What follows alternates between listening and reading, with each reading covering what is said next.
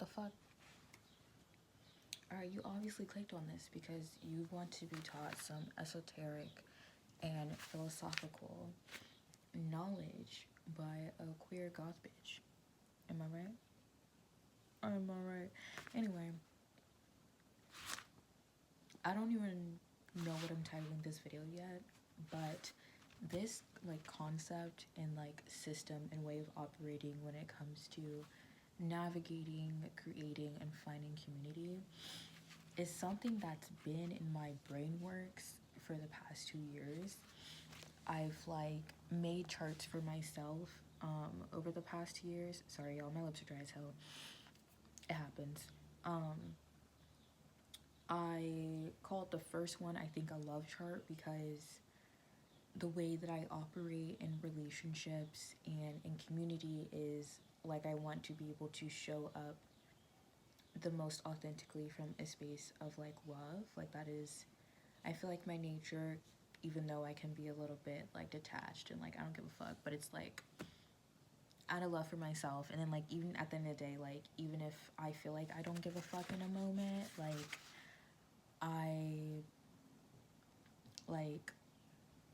I'm still gonna treat somebody else with like kindness. There's so many notifications. I'm gonna treat somebody with kindness because I feel like that is an act of love, and I feel like that's like our duty to each other, or at least like I may feel that way, but I definitely feel like that's my duty to myself and to others around me. Even if I don't fuck with you, like that doesn't mean that like I hate you. That doesn't mean that I like don't want you to have your needs met. You know what I mean? It's that kind of thing. I might not want to be the one who meets them for you, but you deserve to be a human being. God forbid. Anyway, and the chart that I should have on the screen right now because I took a picture, because the whiteboard's kind of big. I don't want to just hold it up or whatever, or have it behind me. But this kind of like, it finally clicked into place for me literally like a week ago, because in my like abolitionist class, they have different organizers come through and stuff like that, and I recently learned of a term that is like, it's pretty known in organizing, and if you look it up you'll find, I'll link something, because I found this like literally how to like community organize through this method, but it's a thing called power analysis. And I basically combined the power analysis like chart, at least the chart that I was shown, but pretty much like I'm pretty sure it's on the thing that I'm gonna link below so that y'all can educate yourselves. But I basically combined like the power analysis chart with like the circular spiral chart that I have been like brainstorming on the past years, and like have made like different types and shapes of it. And the one that's on the whiteboard here, and also the whiteboard's over there, so I'm gonna keep looking to the side for me.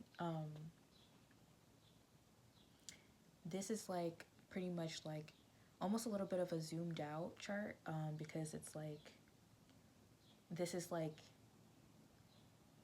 if you already know yourself, or you're already on that path basically of like getting to know yourself, like it'll be easier for you to navigate these different, like how to build community basically. But I feel like a zoomed in version, which I don't know if I'm gonna like erase the whiteboard and then like draw that in, but a zoomed in version would be more like yourself as the nucleus, as the main spiral, with all these different things like values and stuff like that around you, and that each of the layers are more like layers of depth, in layers of depth that like you meet within yourself, and that other people also meet in the relationship with you, which I literally have a note on. Let's see. Yeah, so like on the personal one, like the zoomed in one, that's not up here, but on the zoomed in version of like this kind of like graphing and chart, which helps to like solidify like this zoomed out version that is up here, that is more so about navigating community. Anyways, the notes I have on that, it says there is an unlimited amount of rings or depth for deeper levels of fulfillment. There, whatever.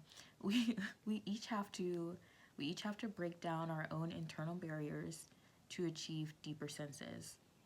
What can feel emotionally and deeply fulfilling to one person can be different to another, right? We each have our own like sets of rings and what those rings mean. The rings are like the values are the thing that fulfill us, and the things that feel like alignment to us, basically. That's a better way to say it. Like, yeah.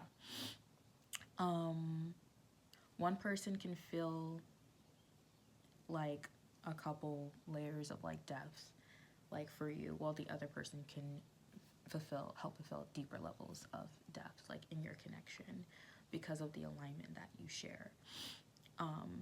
What you're comfortable allowing into your life is up to you. So that's like the starting point, as well as like this zoomed out version that I have up here of like how to navigate community.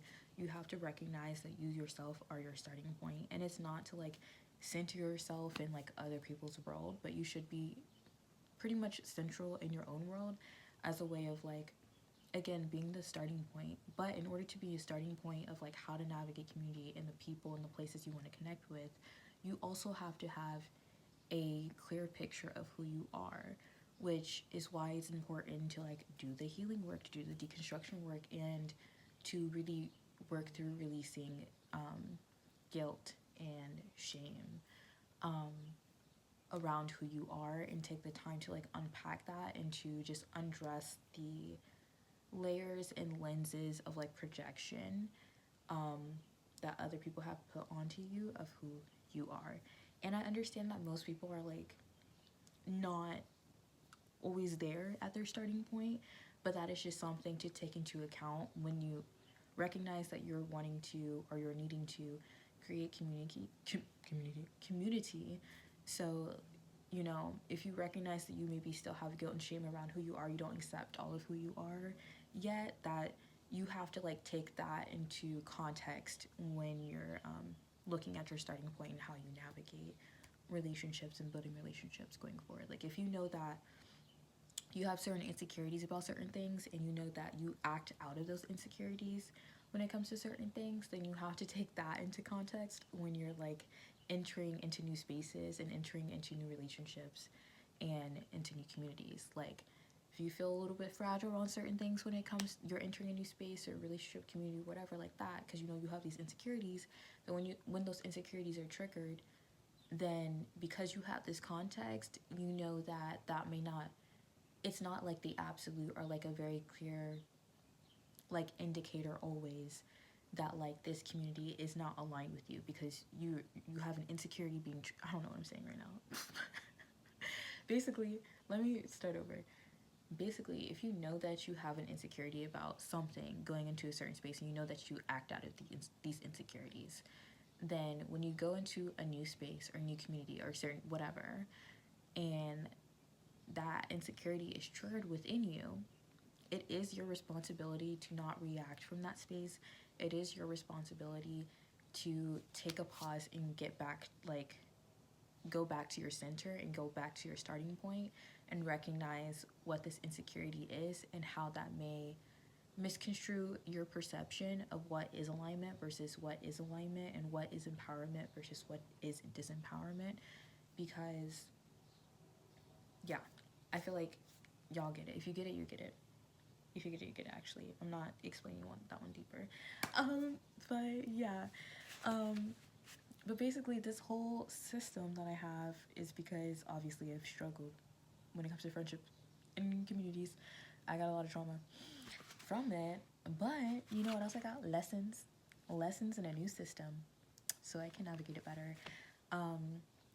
And I no longer live in Georgia, obviously, but it took me a couple times trying to move out of Georgia before like this move that finally stuck. And it's because like I knew like deep in my heart of hearts and my soul that the community that I was looking for, the community where I could belong, where I felt like I could belong as my authentic self, was not there. Like I knew it, I could feel it like intuitively, etc., etc. And So also, like, sometimes the issue is that, like, literally the physical community that you're around can sometimes really not be in alignment with who you are as a person. That being said, when it comes to moving and stuff like that, like moving states or moving out of countries, I'm not saying to go be a colonizer, I'm not saying to go be a gentrifier, but like, if you're going to move to a place, make sure that you are taking the time to connect with the community and with the land and stuff there. Like, you are becoming a new aspect of like an integral part of this space. And so when you're looking for, if you feel like you need to move in order to align yourself with like the right community for you, that make sure you're going at it from that perspective, that this is a new this is essentially a new connection for you. Like, you're don't go there to try to pillage and take, okay? I just had to let that be known instead. Okay, I'm like kind of all over the place, but that's just how my brain works. Let me look at this. Okay, so yeah, the power analysis is like to the left. So alignment and power. So power is like empowerment. And so in that space, in that sphere, is like obviously where the direction that you want to go in, so that you can live a fulfilling and aligned life. And all the dots, like, people exist in many different spaces, and also like people change spaces. Like, they don't just stay usually in one place. They usually, because we all have our own journeys and phases, and I feel like a lot of us are moving around each other like this. So it's also like not abnormal for like someone to maybe fall out of alignment with you and then back into alignment with you because they're needing to go on their own journey, or like for even the people who are in alignment with you to, like, for the space that they have in your life to, for that to like shift through the different seasons and stuff as well. I feel like that's very normal, and I wanted to like let that be known too. But yeah, pretty much this whole chart is like a deconstructive way to look at and practice the art of creating and connecting with community. It's also, so I said it's inspired by like the power analysis and community organizing, but it's also inspired by Bronfen Brenner's macro system theory, because I did research on this like last year or something when I was like hyper fixated again on like trying to find the language for like the mechanism that was going on in my brain. And that was the closest thing that I found to it. It just like did not feel like deconstructionist enough for me when I read it. Which I can also I'll stick some links down there about that as well, so that you guys can like have all of the information and then like combine it like yourself, and not just listening to it be combined through what I'm saying and through my lens. You know what I'm saying? Like, I want the autonomy there for your own mindsets and for your own mindset shifts, you know? So anyway, let's focus on some of the little notes that I have, like oppression and liberation. Because the aim, right, is for us to feel the most liberated. If that's not your aim, I don't know what you're doing here. I'm gonna be honest. I'm not the person for you. If you just want to hate the world and to oppress other people and to oppress yourself, you're not in the right space, obviously. Obviously, I want to let that one be known. Oh my god, I did not do my yoga today. I will do that after this video. Okay. So, oppression is rooted in hate. That's why I kind of charted it like that, right? The structure, systems, and relationships that are oppressive are stunted by hate. Okay, example, our government. Anyway, are stunted by hate of either self or other, which is also, I wanna brief mention, because that is like black and white thinking, like down like mentality, which is again another you would not imagine, but it's like a pillar in an aspect of white supremacy. I know. Wow. I know. Right.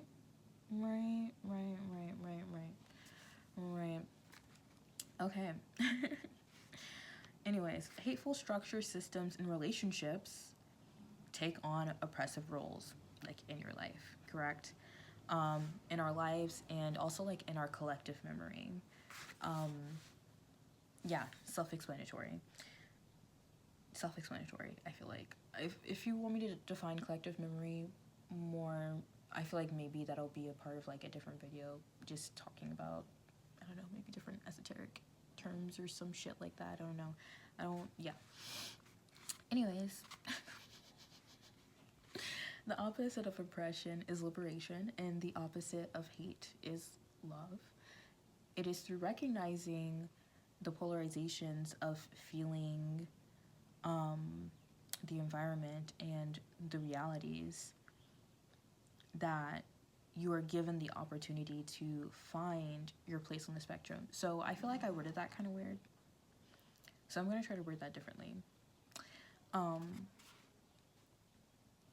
So basically, being able to recognize and discern between love and hate when things are being done out of oppression or with the intention of liberation, whether that's a feeling that you're having inside of yourself, whether that's a feeling somebody else is having towards you, whether that is a essence that exists in an environment, whether that's a workplace or a school or class or friend group or like a little like social space, or even like being able to discern when it comes to the different realities. So when I say different realities, I mean like the reality is like what you believe it to be. Like your reality is literally what you choose to believe in. Obviously there's like systems and shit like outside of us, but like as far as like your personal reality and your personal world and who you allow into your world, because remember at the beginning I said something about, you know, what you want to allow into your world is up to you. Like that is your responsibility. Again, you are the starting point, so what you allow into your space and into like your circles, that is your responsibility, that is your duty. But when I say realities, I mean, what reality are you agreeing to? Are you agreeing to like exist in a reality where everybody around you is like a snake and slimy and stabs each other in the back and talks shit about each other?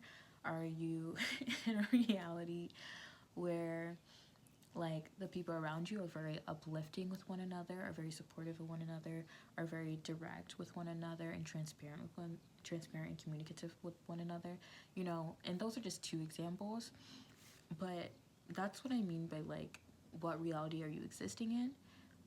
And also that when you discern what reality you're existing in, you're able to find where you're existing, like on the spectrum of this like oppression and liberation or love and hate spectrum. You get what I'm saying? You get the vibe, because things are nuanced, right? But you get the vibes. And also I feel like there's like an Audre Lorde quote or something like about love and liberation somewhere. I should know but I don't right now. If I find it, then I'll link that. If I don't, then somebody else know or find out. I don't know, y'all. So basically how to like kind of make your own chart is to first kind of like, you gotta sit. This is a sit and reflection. This is a sit and ask yourself questions with curiosity process, as most things are. Yeah, anything that like actually creates depth and sustainability, it's a sit and reflect and dissect process.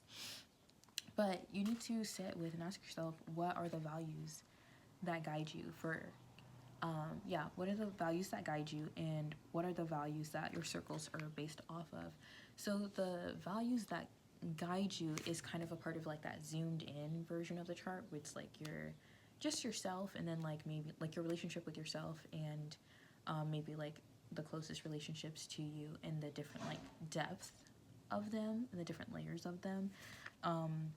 Like that's kind of an indicator of like what kind of values you allow to guide you, and also just like when you see what kind of values your circles are based off of, whether that's your like social circle or workplace. If you like hang out with your coworkers or something like outside of work, like that would be another circle, I feel like. In like certain like community circles, whatever it is. But yeah, what are your circles based off of? So for me, I put like proximity, integrity, trust, and love. Proximity because we are talking about community, and so like inherently the people who are like near you are in part of your community, but that doesn't even mean that the people who live closest to you are actually aligned with you, which I touched on briefly, but like technically that is like a part of your community. Whether or not you can actually be in community with them is a different question, and an answer that you can find through pretty much like sitting with and going through this process with yourself. You get it, you get the vibes. So yeah, and also like integrity and trust and love, which in my personal chart, which I call like my love chart, it's like those are main factors for me, is like integrity and trust and love. And I think a couple other things, I don't know, but just like what guide me in my personal relationships, which also help guide me in the outer realm of like community as well. But obviously with different expectations and different like levels of grace periods and stuff like that, because it's more outer community instead of just my close friends. Although my close friends are a part of my community, because also that's a whole nother thing too, is like sometimes when you're dissecting this stuff and you're sitting with it, you may come to realize that maybe some of your closest friends don't feel like community, and that is an actual issue as well. That is an actual issue as well. But I am under the belief that your closest friends should be a part of your community. You don't have to be friends with everybody in your community, but your friends should definitely be a part of your community. That's my frame of mind. But we continue. So yeah. Let's see. Okay, so when being guided by the value of love, you must dedicate yourself to the work of deconstructing how love has been taught or relayed to you, so that you have the space to discover love from an authentic place. Yeah, I kind of talked about that a little bit at the beginning. Like, again, you're your starting point. So it's kind of going back to that. And if you don't know how to love yourself authentically, if you don't know what authentic love feels like and what that experience is, it is going to be difficult to operate from a space that is unknown to you when you're creating community and when you're trying to build out from that. What you're building out from is something that is unknown and usually pretty traumatized, right? And we're building out from that. We're building out from that insecurity. That's why it's important to look at yourself, the starting point, and take in all the context of yourself. And I'm not saying with judgment or anything like that, but you just have to have a clear picture of yourself so you know where you're starting from. And if you're still like in the process of unlearning certain things, you're still in the process of unlearning and learning and teaching yourself what authentic love feels like and is, and what that experience is for yourself. And that definitely starts with yourself and your relationship with yourself. You are the center of your own world, and you're building out from that. Like, it's definitely bottom up. And okay, I just wrote a little thing about like my things, and I said I love authentically through the levels of proximity, integrity, and trust, and many times the alignment of the values through which you authentically love overlap each other. So that's basically like things like trust and love, I feel like, or trust and integrity, or yeah, trust and love too. Like, I feel like that just kind of like inherently, like they're gonna go hand in hand. So if your values are more so shallow, or even like the values upon which your circles are based upon are more shallow, like it could also be proximity. But if it's like it's only shallow things like proximity and I don't know, like aestheticness, or like fame, or like social clout or something, or like all these like different things that are like merely shallow, that's going to show through. That's going to show through in your reality. That's going to show through in how you view love. That's going to show through in like it's just going to show through in like in the community that you're around and that you have and that you choose to be, in the people you choose to be in community with, very prevalently. Very much so. So yeah, anyways, it's important to get into like how you would name these different levels and circles as well. So for my example, I just put like close friends, friends broadly, because I feel like there's a lot of people who are like friends, you know, but I feel like my close friends are like those are my real friends, and I don't have a bunch of close friends because I don't like having a bunch of people up in my business like that. But I have like friends very broadly, in like the local community and like the greater community, like even outside of that, whether that's, you know, state, country, etc., the world, etc. So how would you name these different levels or different layers of community for yourself? And it could look like mine, or it could look something a little different. Your first circle could literally just be your relationship with yourself. Who knows? It's up to you. Whatever feels best for you. And like there's an emphasis on like naming and like not labeling things. I like had this conversation the other day. It's because like labeling things almost like it feels very like confining to me sometimes, like using that like it's like definitive, when I feel like the whole purpose of this is that it's like this is not, it's that everything is flexible and everything is movable. But the like naming these very flexible concepts and feelings and processes is a way to clarify them instead of like labeling and boxing them in. So I hope that makes sense. Yeah, so how would you name them from a sense or from a lens of like connectivity or even disconnection? Again, because I understand the experience of like being in a space like physically, and you're like the physical people, like your neighbors and shit like that. Like these people are not people you can be in community with. These people maybe don't see you as as a human being, you know. So you can even help like name what each of these layers of circles are from a sense of disconnectivity as well.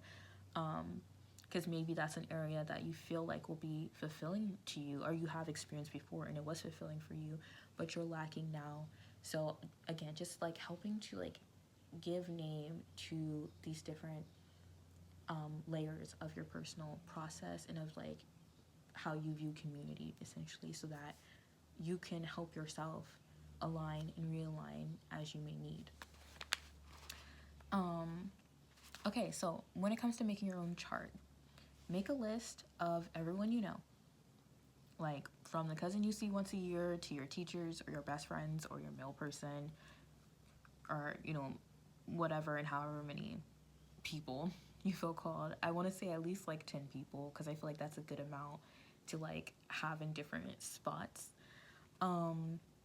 Yeah, and then just like place the representing people accordingly, and maybe like you can go into each point and like dissect that further if you'd like. And by dissect it further, I mean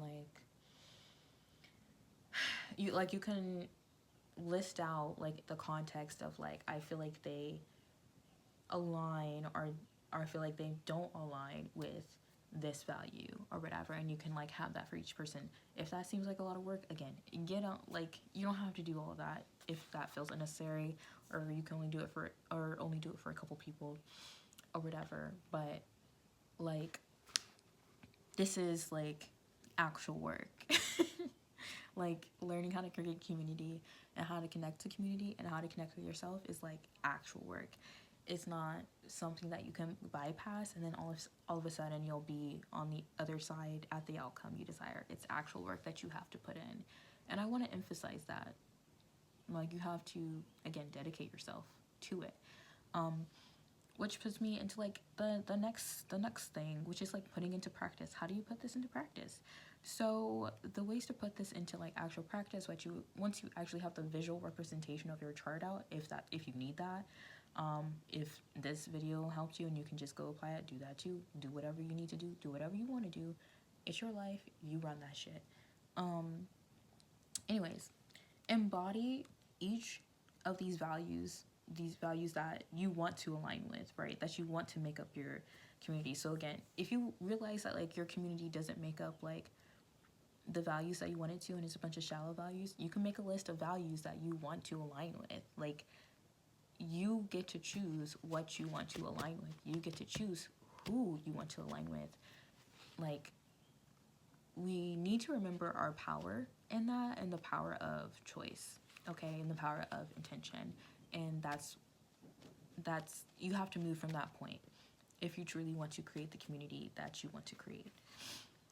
So anyways, after you have that list, or if you already have that list because you already have the values aligned to some degree, or already aware of some of them, basically just start embodying each of those authentically in all relationships.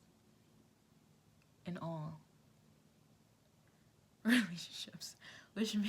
That's like, it's hard. Listen, I'm telling you right the fuck now, it's hard. I'm not joking, I'm not sugarcoating. It is hard. And I mean all. I mean all. I mean that coworker that fucking annoys the shit out of you. I mean your ex-best friend that you still have class with and you guys still have to like finish a project together or something. I mean like the neighbor next door who is a little nosy and annoying or whatever. Or, you know, whatever. Like, if there's some degree of relationship you have with people, you have to embody your own values. If you're wanting to align with that, because that is how you attract that, and that's also how you repel those who do not align with it. Because if one of your values is, again, like integrity is like one of mine, and that's something I consistently have to like check myself about. Not because like I lack integrity or whatever, but it's just like sometimes I don't want to give a fuck about something, but I do give a fuck about my values, and I give a fuck about staying aligned with my values more than I care about like my egoic needs in a moment to be like, nah, I don't give a fuck. You know, and so you have to stand in that. So for example, like if somebody's sitting there being passive aggressive with you, you do not have to meet them with passive aggression. You can meet them like with directness, like, or with kindness if necessary or whatever, and also just move on after that. Like not internalize that, so that you can like stay in your own integrity, if that makes sense. I don't know if it makes sense, but I feel like I'm making sense, so whatever. But yeah, that's a thing.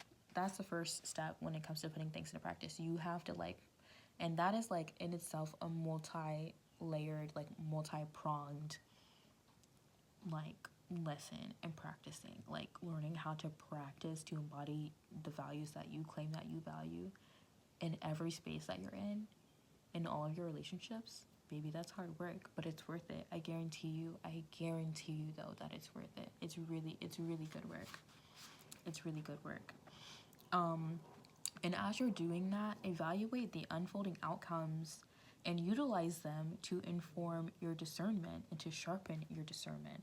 So again, let's say like you have a friend or like a best friend or something like that, and one of your main values that you want to align with or whatever when it comes to community and relationships or whatever is trust. And maybe they've like betrayed you a couple times or stabbed you in the back a couple times, and so you don't really trust them as much, but you feel like an obligation to them, but also you continuing to like have a relationship with them is making you not trust yourself, and maybe you've gotten to a point where you're like not even communicating this mistrust or whatever, this feeling of mistrust, which is like also can feel like a betrayal of yourself.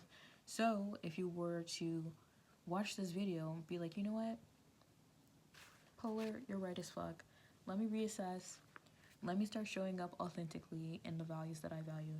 So because like you maybe lack trust or something with this person, but you want to keep a relationship with them, and because before you weren't saying anything and just staying in a relationship with somebody, and that was disrupting your own trust within yourself, in order to start embodying that value and to begin rebuilding trust within yourself, And within a relationship that you want to keep, you maybe bring it up to them and have some type of like communication and conversation where you're like, I don't trust you right now. This is what I need from you so that I can trust you right now. And in you doing that, whatever it is that you're needing to do, like, it's helping you be able to build and gain that trust within yourself. I hope that, like, that example, like, that was so much. I said trust so many times. I said that word so many times just now. But I feel like y'all get what I'm saying. So I'm not gonna over explain myself. And yeah, basically, like, in how that person acts or how they react, if they like also realign themselves with that, or maybe they go off and go crazy and maybe cut you off or something like that, like, however their pattern of behavior was, or however like your own pattern of behavior in that relationship, you can use that to inform you in your discernment moving forward when you're building your relationships. And then you're seeing these flags in other people, or you're even noticing these, again, like maybe like insecurities being triggered with new people in same ways, and you're like, okay, maybe this is something that I need to like sit with and work through and shift within myself, so that this isn't happening as much when I enter new spaces, when I enter new relationships, that I'm not falling into this pattern, into this dynamic where I'm abandoning myself, and so I'm losing trust within myself. Very important work, very important work. And then we also have like deconstruct and apply changes as needed. So when I say like deconstruct and apply changes, yeah, that's pretty much like kind of what I just described, of like taking that moment of like witnessing how people are responding to you showing up authentically in your values, and seeing who is repelled, and seeing who is maybe more drawn in by it, or who is like reflecting that back to you. And also like taking that moment to be like, okay, is this something that is there something negative or something biased or something like limiting within me that I need to maybe unpack or address, that I'm showing up in, that's creating like unsafety in a space, or that's creating a certain dynamic in a friendship, or a certain dynamic in a community or in a social space. You get what I'm saying. You get what I'm saying. I know you do, so. Excuse me.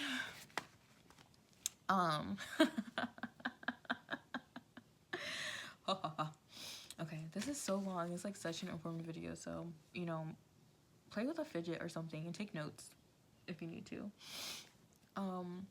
So anyways, when putting into practice, you are setting intentions, so you will be brought opportunities to follow through on them. By that, I mean you will be tested. No, but for real. When you're like, okay, this is what I want to align with, so I'm setting the intention and I'm taking the steps to align with that by like embodying your values.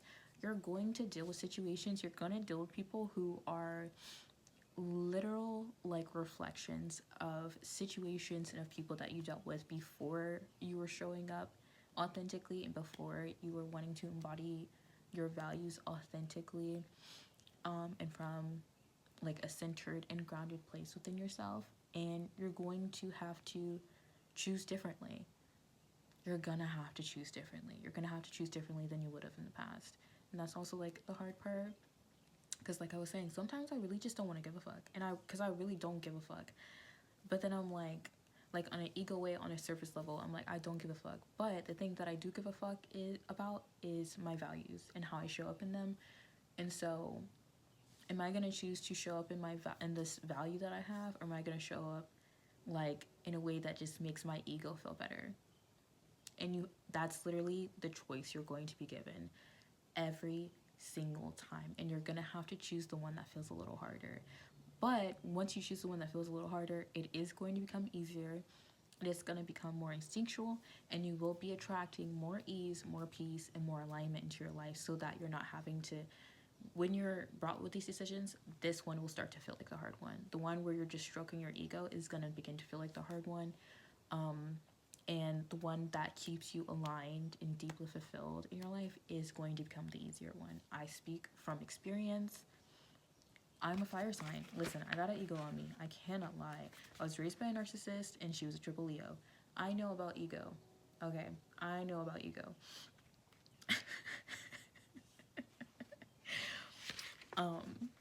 But yeah, you're going to like, when you're choosing to change your life, literally change the way that you shape your life and change the way that you navigate life and choose the way that you like create community and do it, and like you want to do authentically, like that's the way to do it really. Like, it is a trial and error, and you should not shame yourself for any mistakes. You should not shame yourself for maybe choosing the ego over growth sometimes. All you can really do is recognize where you're at. Again, recognize the context, recognize your starting point through each phase of your life, because you're constantly, most of us are constantly changing. Some of us are constantly changing, and when you're doing this kind of work, you are constantly changing. So your starting point is constantly shifting. So you have to continue to like address that within yourself and just stay dedicated to seeing who you truly are, even if what you see isn't all the things that you want to see, until you get there. And you have to do it all with and through love for yourself and for the world around you. So I know those are really big asks, but that is what's needed, and I don't really feel like we have like time, like as a collective, to continue to wait for that. At this point, like, you cannot avoid this work anymore. There's lots of things we can no longer avoid anymore, and I feel like this is one of them. So hopefully this was like helpful to those who watch and stuck around for the whole thing.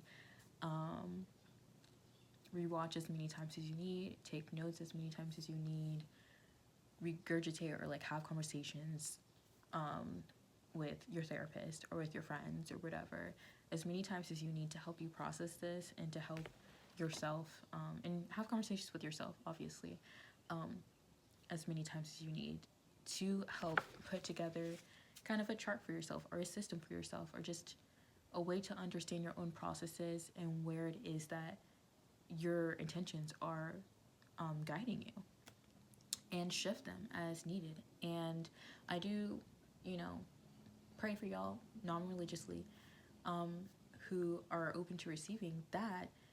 You do receive the clarity, and that you do receive the wisdom that you are carrying within your soul and within your body, that you need to help you shift in a way that aligns you with the intentions and with the values that will fulfill you and that will align you with the community that is meant for you, and where you belong, and the communities and the people that are waiting for you to show up there authentically as yourself.